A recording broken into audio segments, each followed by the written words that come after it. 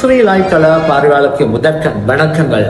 ஐரோப்பிய ஒன்றிய நாடுகளில் பொதுவான வாகன சாரதி அனுமதி பத்திரமானது அட்டை வடிவில் தற்பொழுது வழங்கப்பட்டு வருகின்றது. இதே வேளையில் ஏற்கனவே ஜெர்மன் நாட்டில் பப்பிய ஃபோமன் சொல்லப்படுகின்ற பேப்பர் வடிவிலான வாகன சாரதி அனுமதி பத்திரத்தை வைத்திருக்கின்றவர்கள் ஏற்கனவே ஐரோப்பிய ஒன்றியத்தில் எவ்வாறு அட்டை வடிவில் வாகன சாரதி அனுமதி பத்திரம் வழங்கப்பட்டு வருகின்றதோ அவ்வைக்கான முறையில் இந்த வாகன சாரதி அனுமதி பத்திரத்தை அவர்கள் மாற்ற கடமைப்பட்டுள்ளார்கள்.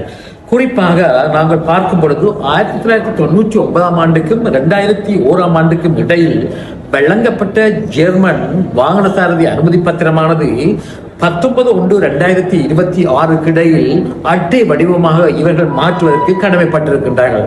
அவ்வாறு அட்டை வடிவத்தில் மாற்றாது விடின் இவர்களுக்கு சில தண்டப்பணங்கள் வழங்கப்படலாம் என்றும் தெரிய வந்திருக்கின்றது.